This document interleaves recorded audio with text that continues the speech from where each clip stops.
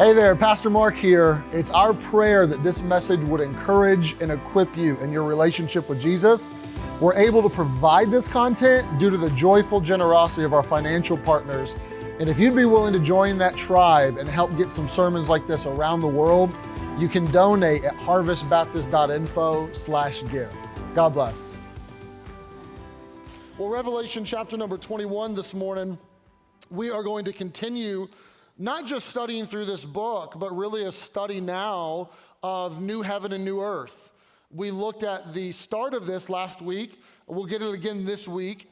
And then we will, even in the next sermon to come, get Revelation 22, which is further elaboration on this idea of a new heaven and a new earth and what eternity would look like for believers. And I want to take some of the concepts that were presented in the first 9 verses of Revelation, chapter 21, that are now elaborated on in further detail in the back of that chapter and in chapter number 22. So I want us to get a little bit of an introduction, and then we'll take these concepts of the new heaven and new earth has a new capital, and has a new community, and has a new communion with God, and we'll begin to understand those in more grave detail. So let's just review quickly by reading the first part of verse 1 of Revelation 21, where John says, I saw a new heaven and a new earth.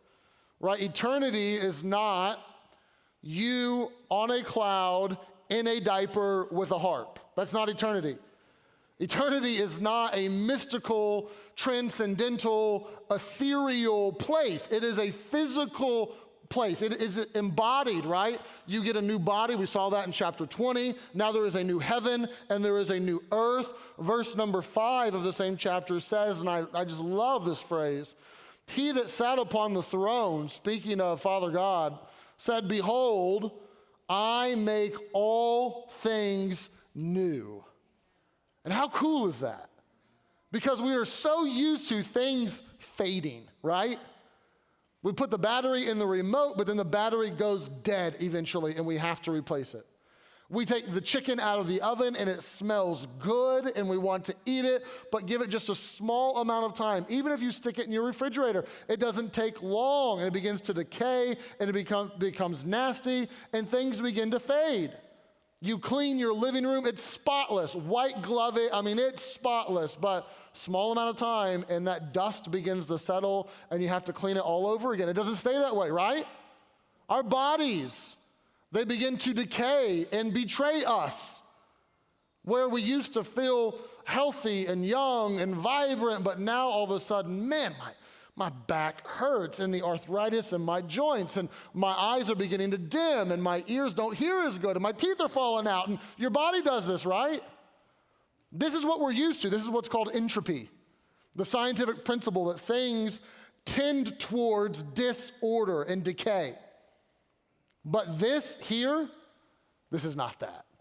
This is God making all things new. And to think about that for a second, that God is characterized by newness even though he's ancient. You say, is God eternal or is God new? He's both. Not new as in he's new in origin or that he's new in this point in time, but new as in fresh. New as in there's no decay, right? Think about that. Eternal God is not getting worse off. His back doesn't ache, right? His teeth aren't falling out. His memory isn't slipping. That's not eternal God. He's ancient. He is eternal, but he is also new. And listen to this. What this text teaches is that you will be too. And creation will be too. We'll be new. You can maybe think of it as reverse entropy. That instead of tending towards disorder and decay, things are now tending always towards new and fresh and whole and put together and cohesive, that everything makes sense and we don't war with our bodies and we don't war with creation and we don't constantly have to work to make it pretty or beautiful, but every second things becoming more put together, things new, right? I make all things new. Theologians have argued for years that underneath our desire for new and our attraction to the new, and we are attracted to that, aren't we? To the new car, or to the new house, or to the new phone, or the new thing on the menu. That perhaps underneath of this is a hunger for eternity. That under the new diets and the new cars and the new clothes and the plastic surgeries is what? It's us wanting to get relief from the oldness of this life. It is us craving something new. Perhaps what we really crave is this: the newness of God, a new heaven and a new earth. And I think that this is a truth that just resonates with people because we feel ourselves decay and we see death and we feel like intuitively that we're not built for that. Like somehow we're built for something more. And you would be right. But this is completely opposite of what secular culture is teaching over and over and over again. Secular culture is teaching that in origins, this is time and chance and there is no rhyme and there is no reason, it just happened to be. And in our future, there's really not a purpose to that either. And that when we're dead, that's it, we're dead. I came across a couple weeks ago this video of one of our nation's leading scientists, a Harvard graduate and astrophysicist, Neil deGrasse Tyson, explaining his perspective, the scientific perspective, on what is going to be the future. What happens after death? What are you looking forward to, if anything? And I want to play you a clip. It's 60 seconds long of him explaining what would be the common secular mindset on what awaits us post-death. Go ahead, guys. About just what happens after death. What does science say? Because he wants to think of a soul, and the soul is preserved. And I said, I'm pretty much all in on the fact that I want to be buried, not cremated. Because if you're buried, the energy content of your body, long developed by the flora and fauna that you've eaten your whole life, if you're buried, that energy content gets returned to the earth. I don't mean that just in a poetic way. Worms will eat plant taproots, and you feed flora and fauna the way you have dined upon flora and fauna your whole life. And for me, that is the cycle of life. And if you choose instead to be cremated, that's fine. Your energy content of your body gets released as heat.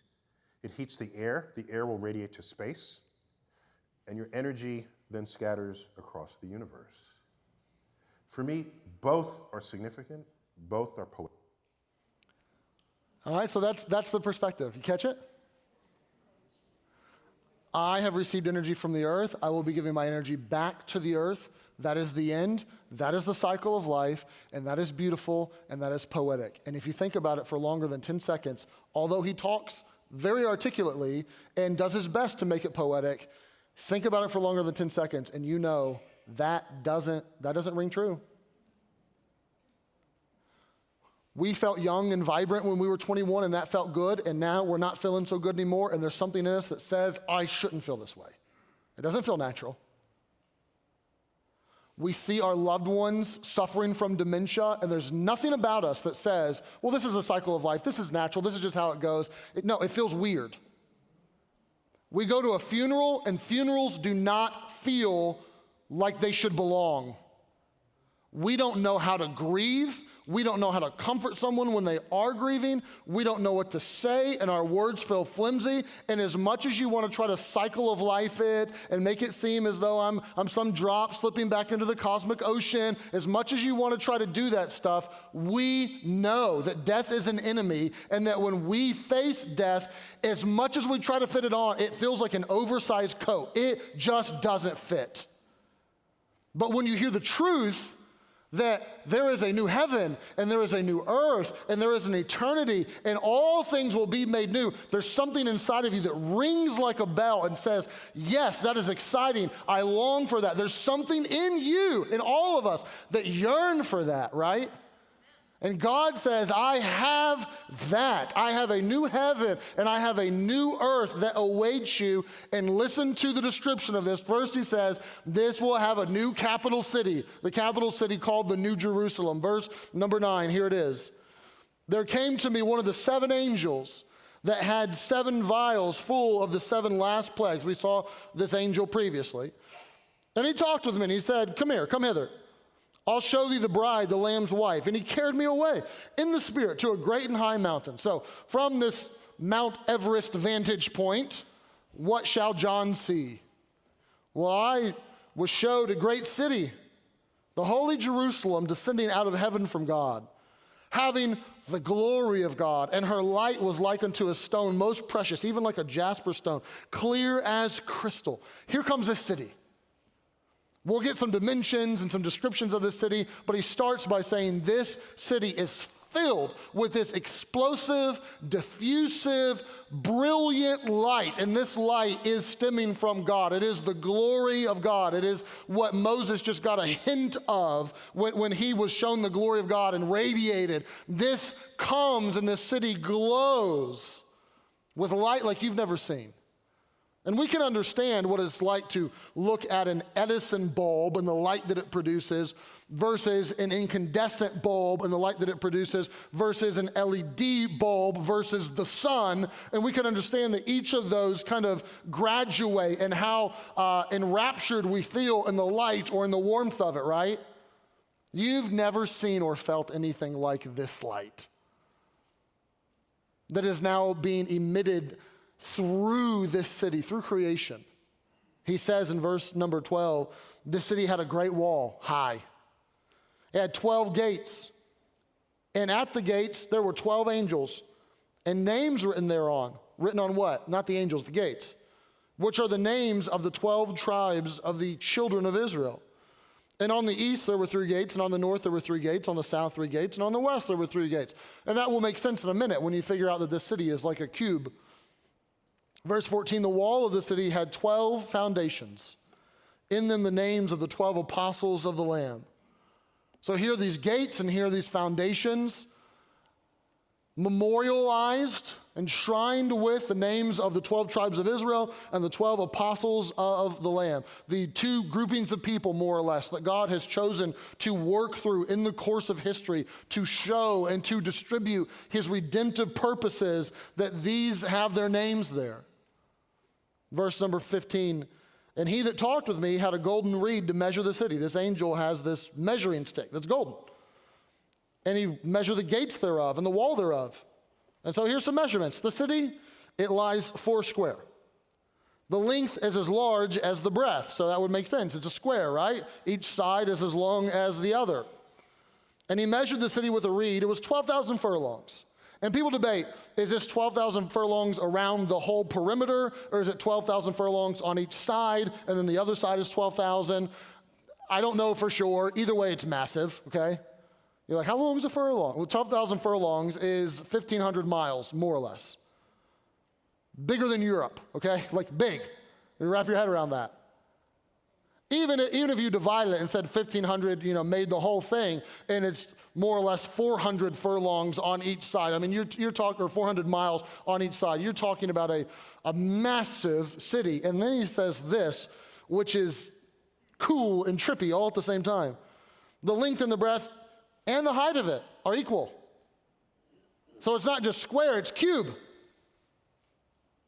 And I mean, we have some tall buildings, right? Skyscrapers.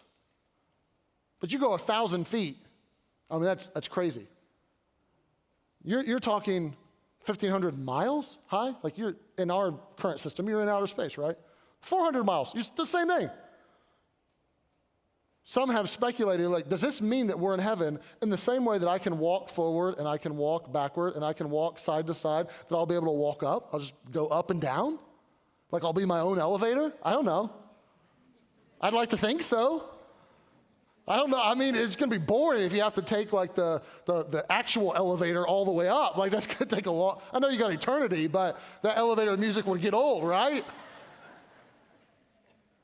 Like this is huge. When he said that this is big, he wasn't joking. Here comes this city, and this is just one city, by the way. Like this is the capital city. It would stand to reason, even Jesus kind of intimates as much in the Gospels, that there's more than one city. This is the capital, though, New Jerusalem.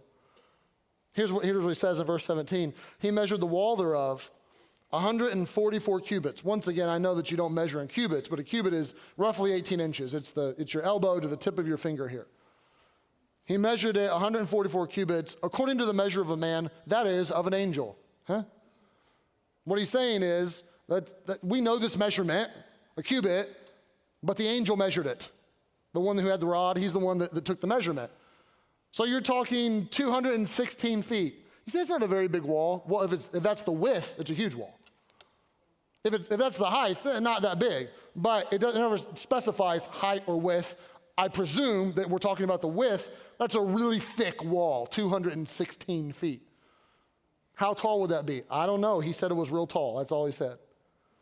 Verse 18, the building of the wall of it, it was of jasper. The city was pure gold, like unto clear glass.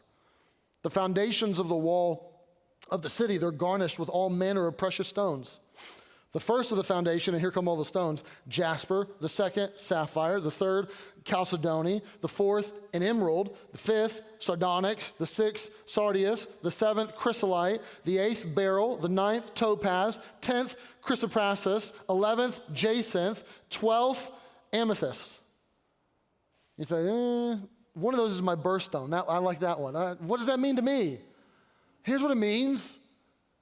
It is dazzling. It is beautiful. Ain't no concrete. No way. Made with jewels, gold. To think about how this would radiate, how this would sparkle. I mean, we can't really describe it. We try, but we can't really describe it. I would encourage you sometime this week to maybe jump on even Google and just put in the New Jerusalem and click images. And people have tried to paint and draw what this would look like, and I'm sure none of their depictions are actually accurate, but it starts to put into your mind's eye something of what this may look like. And there's incredible works of art that try to depict what this could possibly be, and it's just show-stopping. I found it interesting as I studied, and I'm not a scientist, was never my favorite subject, but science has figured out something about jewels. We, for many, many, many years, did not have this ability to generate what we would call pure light. To put a filter on light and polarize it, and then even to put another filter on it and cross-polarize the light, and to be able to produce what is called pure light. And they found when we are able to manufacture pure light and we shine that into jewels, that there are two categories of jewels. There are anisotropic jewels and isotropic jewels. Anisotropic jewels are jewels that when you shine pure light into them, no matter what their color is originally, whether they're red or green or blue, when you hit it with pure light, it bursts with all of the colors. And it begins to display patterns that are mesmerizing. Then there are isotropic jewels, which the very opposite happens. In an isotropic jewel, it may look good if you look at it from the outside. Something like a diamond is an isotropic jewel, or a ruby. But when you hit this with pure light, it blacks out. Nothing sparkles, nothing dazzles, almost like a dull lump of coal. And scientists now know that all of the stones that are mentioned would be, you guessed it, not isotropic, but anisotropic. Now, how would anyone know that back then? They wouldn't. But God chose these jewels. You say, I like my diamonds. You wouldn't in the city. God chose these stones that will burst with color, that will shine in ways that we can't even comprehend, really. It goes on to say about this city, the 12 gates were 12 pearls. Every several gate was of one pearl, meaning it's not a gate of like a billion pearls put together, but a massive pearl. And the street of the city was pure gold, as it were transparent glass. And of course, that gets a lot of press, right? The streets of gold, and I'll be kicking up gold dust and that sort of stuff. But here is this city. And we don't know all of the city. We're going to see more next chapter 22 when we see that there's trees and rivers and all kinds of things in this city. But here is this New Jerusalem. You say, man, that's interesting. That's fascinating. No, it's more than interesting and fascinating. This is not meant to be something that you nerd out on and you look at a pretty picture and you say, oh, that's beautiful, and you move on with your life. This is meant to be something that is transformative according to the Bible. Many people want to change their life by technique. And there's a place for technique in some things, like weightlifting, right? You have good technique.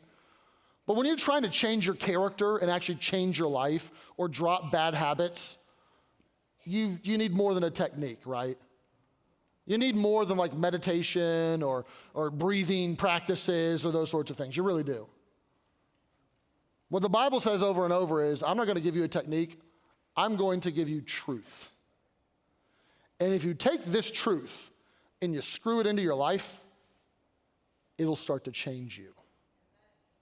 And what the Bible says about this truth, the new heaven, the new earth, the new Jerusalem, is that this truth has explosive power that will change you. You say, what do you mean? Well, here's how Peter said it. Peter in 2 Peter 3 said, nevertheless, we, according to his promise, what do? We look for new heavens and new earth, wherein dwells righteousness. Wherefore, beloved, seeing that you look for such things. Then we look for what things? Seeing that you're looking for a new heaven and that you're looking for a new earth, be diligent that you may be found of him in peace, without spot and blameless. Now, what is he saying? He's saying this is a high leverage truth. This is a truth with a long handle on it that will give you an extreme amount of leverage to be able to pry some things out of your life. You will, based on this truth, be able to be found in him having peace, right? Blameless, without spot. I would put it this way. This can produce in you a calm holiness. This can produce a peace in an unblemished soul, or a spotlessness, a calm holiness can be about you because of this truth. If you will look for this, set your eyes on this, set your heart on this, set your affection on this, then this will begin to change you. You say, what do you mean? Prove it. Think about it. How do you pry loose your fear of missing out? Because some of you run through life frantic, convinced that you have to experience everything you possibly can right now because, like Neil deGrasse Tyson, this is all there is. I got one go around. How do you pry that loose and start to calm down? Well, if you believe the truth, if that truth is screwed into your life, that this is not all there is, this is a vapor, this is a sliver of a sliver of a sliver of what will be, that eternity awaits, and all of this awaits me, that I get to upgrade everything, all things new, then you're a bit more calm. How do you pry loose your lust for the things of this world? Some of you want to have. And your generosity is crippled because of it.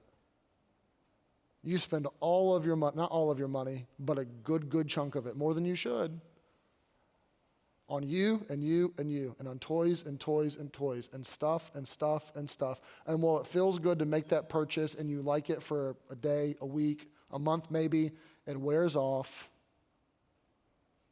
And then you're left with a bunch of stuff. How do you pry loose your desire to have all that stuff? Well, if you understand that there's stuff that awaits me that's way better, I can be a bit more content today, right? If I come over to your house today for lunch and you got meatloaf as an appetizer, but you tell me filet mignon's coming out the oven in 5 minutes, I ain't eating meatloaf. No offense to your grandma's meatloaf recipe, okay? I'm not doing it. If filet's coming, meatloaf is not touching my palate, right? If you really believe, if this truth is screwed into your heart that filet is coming soon, then you're not going to be so enamored by what this life has to offer, which is just meatloaf, right? You get that? This truth is transformative. This can change you from the inside out. How do you become less cynical and more hopeful? And help us. We need hopefulness in our culture and less cynicism. How do you do that? Well, if this life is all there is, and this is what you're going to experience, and you're surveying the landscape, we ain't doing so hot in a lot of areas, right? And it does make you cynical, and it does make you angry, and if this is all there is, then okay, be depressed, be cynical. But if you believe this, That this is coming and God has these things in store for us, all things are made new and there's a new Jerusalem that looks like this and we'll have a new body, then man, you can be hopeful. You can understand that you're not living for now, but you're living for something else. And I could go on and on and on to prove to you this point that when you screw this truth into your life, it will begin to change you. And we all know this deep down because what you believe about the future determines how you live today.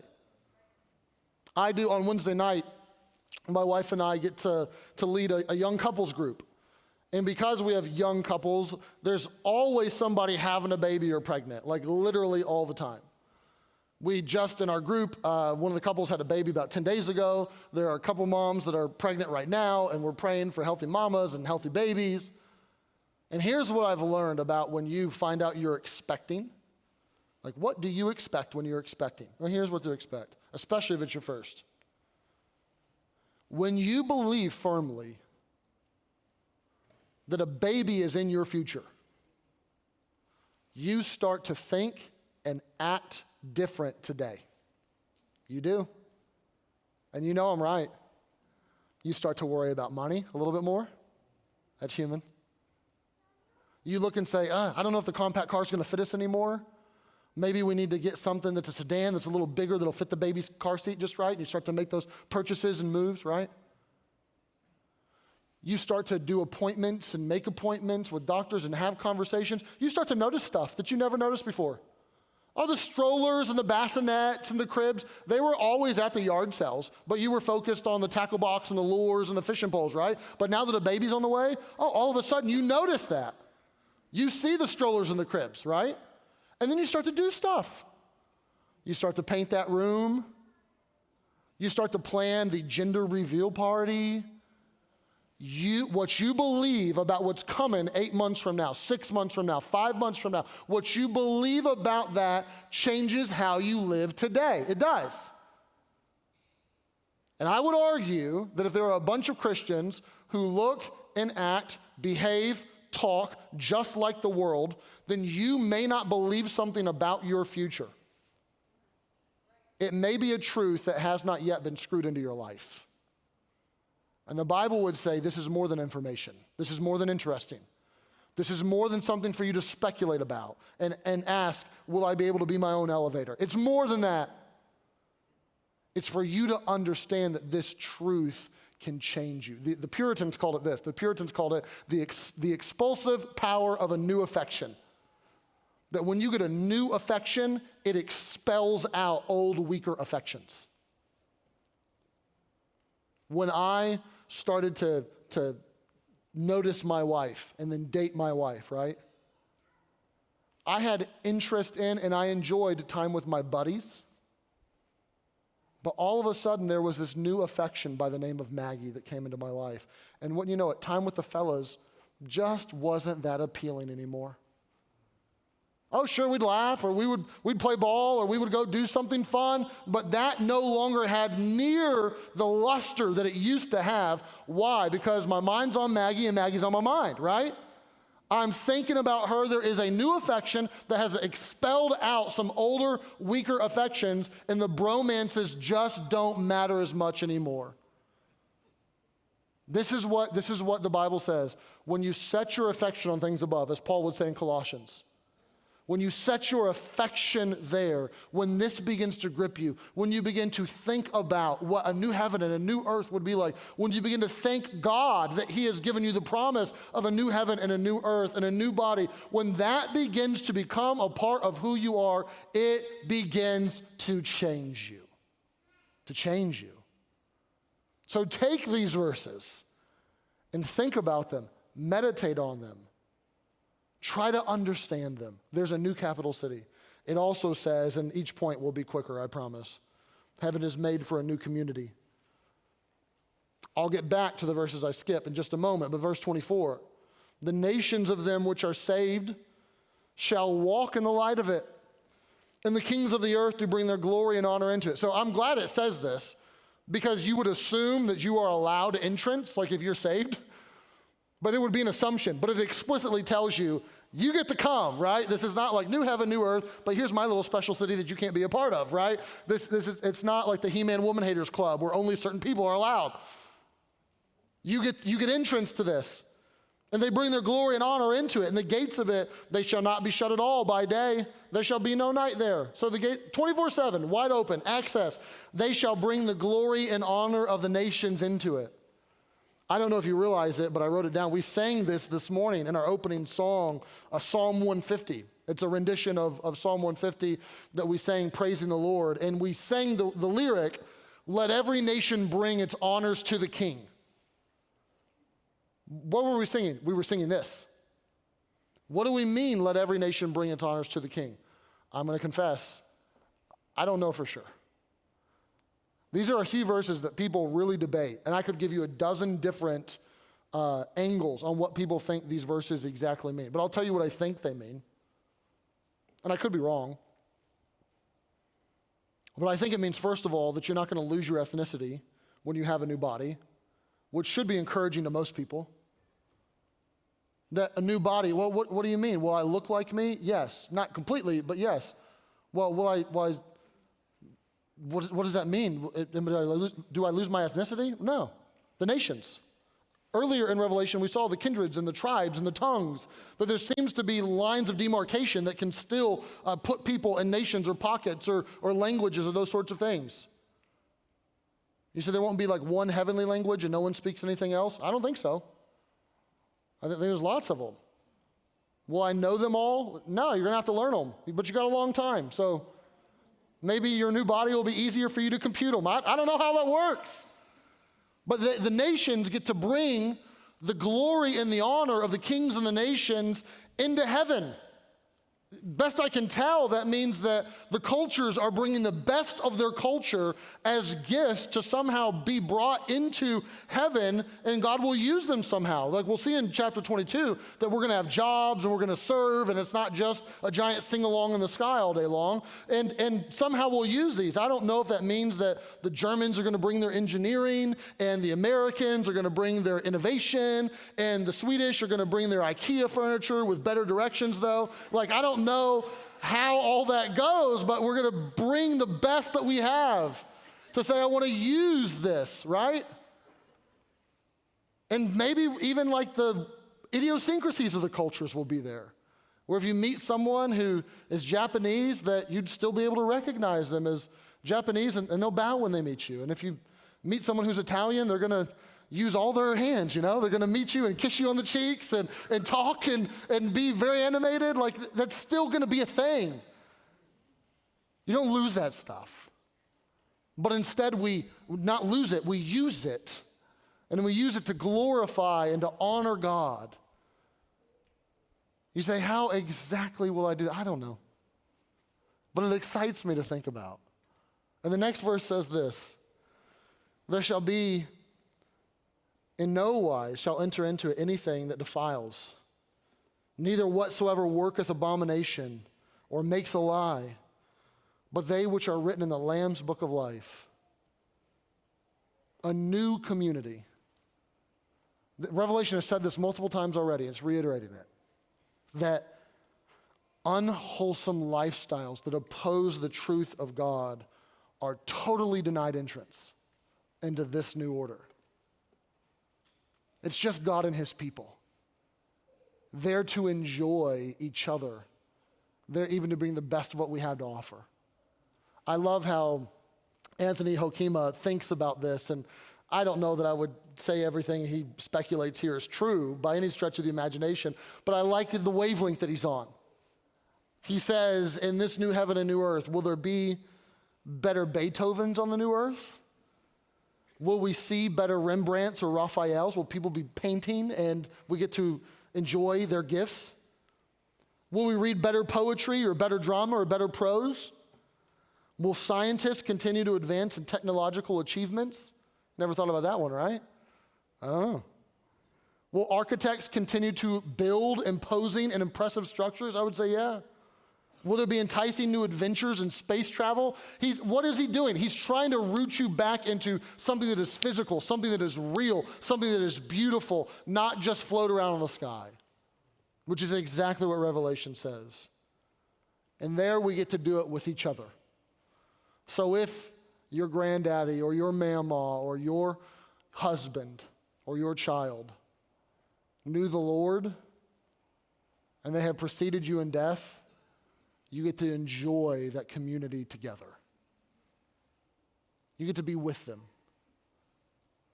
In one of the most famous sermons on heaven ever preached, called Heaven is a World of Love by Jonathan Edwards, many, many years ago. You can look it up and read the sermon if you want. It's readily available. Edwards does his best to describe what is being portrayed here in Revelation. That there's nothing bad, but there's only good, and we get to enjoy a new community. And here's what Edwards says. He says, there are none but lovely objects in heaven. Nothing odious nor unlovely. No polluted person or thing is to be seen there. Nothing wicked or unholy. No evil angels will infest heaven as they do this world. No hypocrites. No people that pretend to be saints. That blessed world will be perfectly bright, without any darkness, perfectly fair, without any spot. No string will vibrate out of tune. No defect shall ever enter there, but every being and everything shall conspire to promote love and the full enjoyment of love. He's trying to get at the idea that there's a new community in this heaven. And then lastly, and more to come on this in chapter 22, because we get the idea that we get to see him face to face. So more to come, but for now we'll leave it here. There's a new communion. Verse 22, I saw no temple therein, which is a striking phrase. If you know anything about Jerusalem historically, it was known for the temple. That was the centerpiece of the city. Even to this day, when you see a picture of Jerusalem, you are still going to see a picture of Temple Mount with the Muslim mosque, the Dome of the Rock on Temple Mount. It's still known for that Temple Mount and being a place of worship. What about the New Jerusalem? Will it have a temple? Maybe like Solomon's temple or Herod's temple, a temple? Nope, no temple. Why? For the Lord God Almighty and the Lamb, they are the temple of it. The temple was the place where you went to commune with God, to be in the presence of God. And God says, I got one better. I will upgrade this. I will be there. Verse 23, and the city had no need of the sun, neither of the moon to shine in it. For the glory of God did lighten it, and the Lamb is the light thereof. Here is the centerpiece of the New Jerusalem. The temple that is not a temple like you would think, but is God. This is what everything revolves around. This is where everything shines from.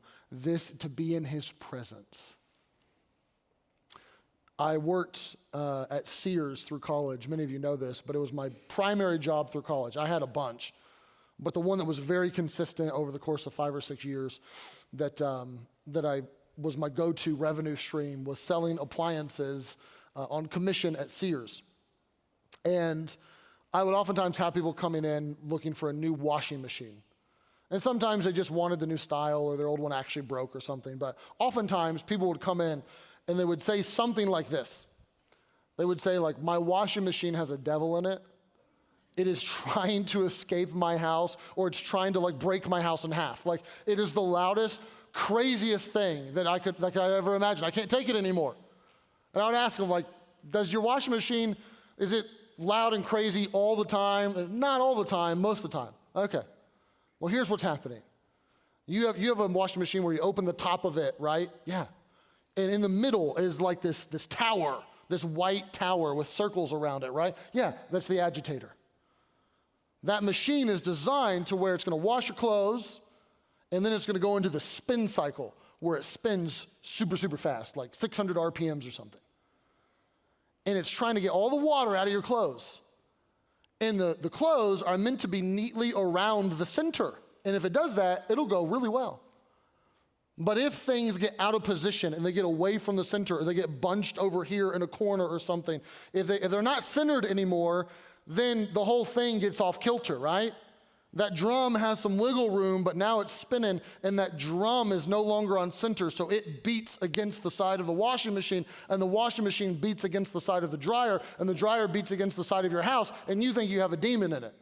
Like, that's how this goes. And sometimes it's fixable and sometimes it's not, but it would be a very clear lesson for them that if you're not centered on what's meant to be the center, then destruction happens, right? And from cover to cover, the Bible presents this idea to humanity. That number one, he is the center. And number two, if you do not center on him, destruction happens. You start to clink around life in a way that is not cohesive or beautiful or helpful or healthy. And for some of you, this would make a lot of sense of like the mesh you've made of certain parts of your life where you're like, I just wasn't centered on Jesus. Yeah, that's what happens. So that is, first of all, a great lesson for today. Center on him, right? But what this says is that in that day, everything will center on him. Like there won't be an option. If you wanted to not center your life on him, you couldn't if you tried. You're not going to want to try, but you couldn't if you tried. There will be at the center of everything, not a city, a person.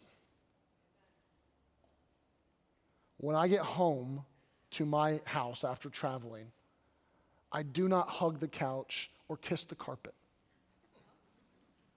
I hug and kiss my wife and my children, right?